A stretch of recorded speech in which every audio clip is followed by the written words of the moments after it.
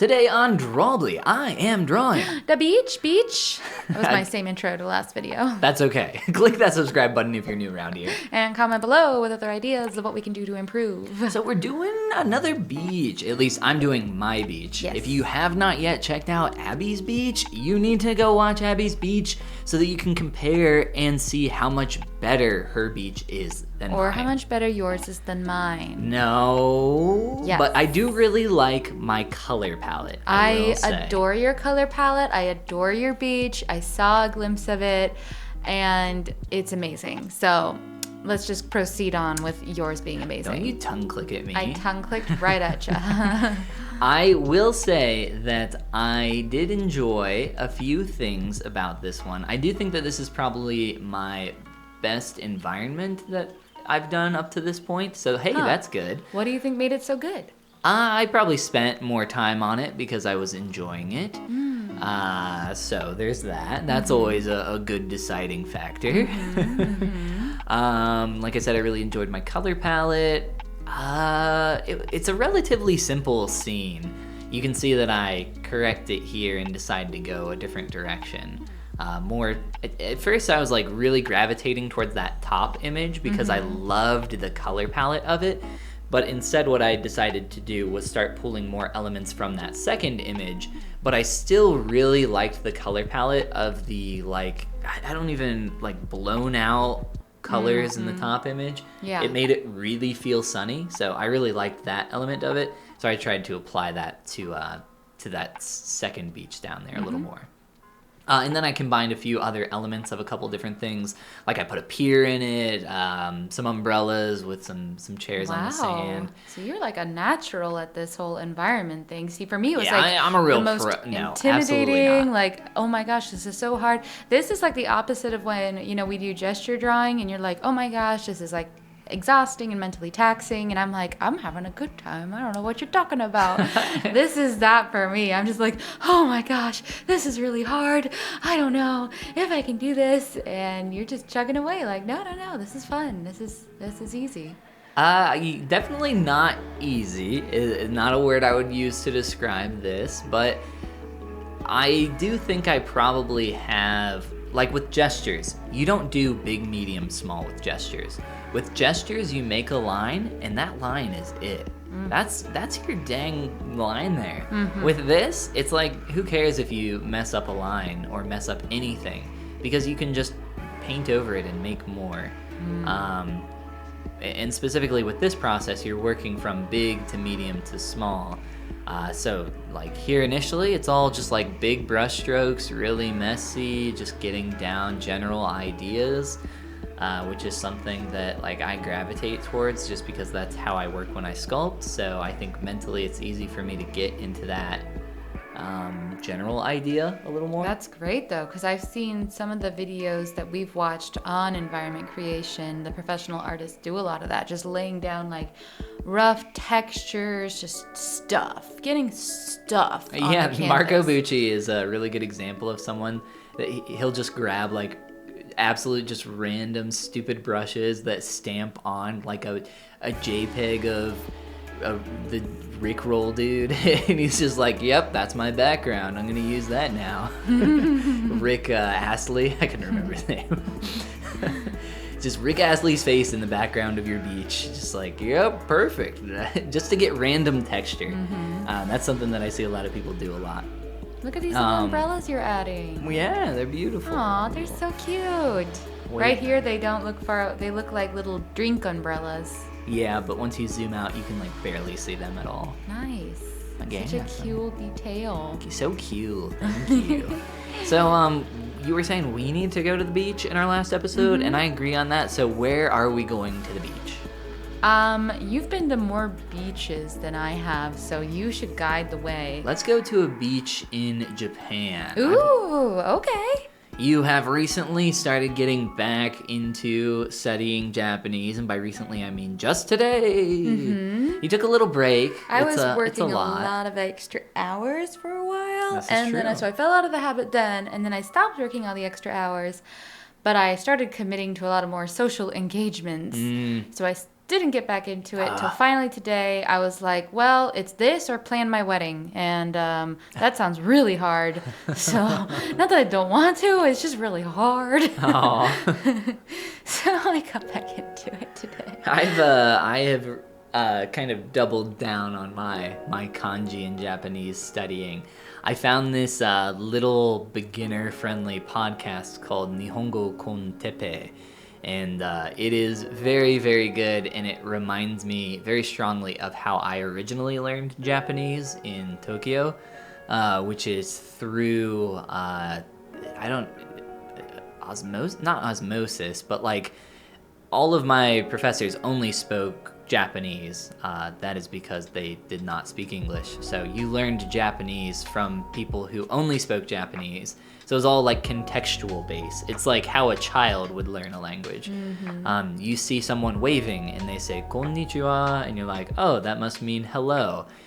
But then like you're walking home at night and someone waves to you and says konbanwa, and you're like, what? Oh no, a new word. A new word. But it's all context and it all builds on top of itself. Didn't you say when you were in Japan once I was walking home I wasn't walking home. I was walking to a convenience store or to go out somewhere, I don't remember. And I saw one of my professors and I waved at him and I was like, "Oh, konnichiwa." And this was like a genuine, like that example I used is because it's a genuine story. He looked at me like I was an absolute moron, and he just nodded to me and said konbanwa, and I was like, oh yeah, oh right, because it was like 6 or something at night. It was late. Yeah, he didn't 6 at night. He didn't look at me like I was an idiot. It was that morning. He was a very nice guy. Aww. But apparently, so either way, Nihongo Kon Tepe, very, very good podcast. Very fun if you are learning Japanese or interested in learning Japanese. I'm a big fan. But congrats on getting back into the kanji. It's not easy. It is. It does get easier the more you do it. And like many things, once it becomes like kind of a habit, it becomes really fun to do. I actually find myself often like looking to see if I have any reviews to do. I'm like, ooh, do I have any reviews I can do right now? Because I have a free few minutes. So it's like, ooh, maybe I'll just do like a little extra study or something like that. It's nice too, because I remember when I was doing it a lot more regularly, it was great for replacing the pull of very addicting social media, which is, engineered to be as addicting as possible. Well, this also gives you like the little notification badge, like, hey, 14 review. It's like, ooh, nice. Oh, I don't think I had notifications on. I should have turned those on. Oh, you gotta have your little notification right now, badge. My notification badge would say like 400 and something. Look, I have 8. Oh. It's so nice to have that, because then it mentally, like, you just see it and you're like, I gotta do it. You gotta turn the badges on. That's the number of reviews you have as the notifications? Yeah, unfortunately, yours would say like 600 though. 420. It was 600, but you went back a level. I did reset back one level. You did. For those that know nothing about what is it? SRS? SRS. Yes. Spaced repetition. System? Spaced repetition? I have no idea. Either way, that is a ton of reviews. That is like an entire day's worth of reviews. Oh my so gosh, it's gonna take like if anybody's ever done like an Anki deck, think of it like note cards, like you're reviewing for a test, and you have a stack of 600 or 400 note cards in front of you. And it's been months since you looked at them, and every one that you don't recognize, you have to go back and carefully study to relearn it. It's a lot. This is why it's best not to stop. Just keep at it.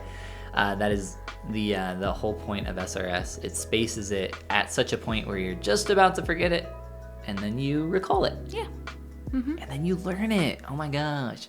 Such a cool system. I remember when SRS was like a thing that I was learning about way back when I was first getting into Japanese, and I was like, whoa, this is such a cool way to learn. Why was I never taught about this in school? What the heck? And then I learned that it was kind of like a little bit of a newer science, a new popular science. Although flashcards have been around for a long time and people have used those. That's different. SRS has really specific intervals of time That's true. to Unless review. you were accidentally using your flashcards that way, then yeah. Which would be very hard to do because it's like you see it, then you review it 6 hours later, then like 12 hours, then 24, blah, blah, blah, blah, blah, et cetera, et cetera. But yeah, I'm painting some rocks, so that's neat, huh? Yes, they look good. Why are you yawning? I didn't yawn. You've been yawning so much. Is my beach boring you, Abby? It's just relaxing. It's so relaxing. No. Yawning is just a sign that you need more oxygen, or maybe you're a little dehydrated. Or dehydrated? That can't be true. I did make that up. It sounds right. Abby, you can't most do things that. come down to dehydration. You're a nurse, so you can't just say medical things. I can absolutely encourage people to drink more water for no reason, unless you have heart failure or other conditions in which you should limit your water intake. But you know, if you have those, you know, or you should. You should probably keep track of that. I did.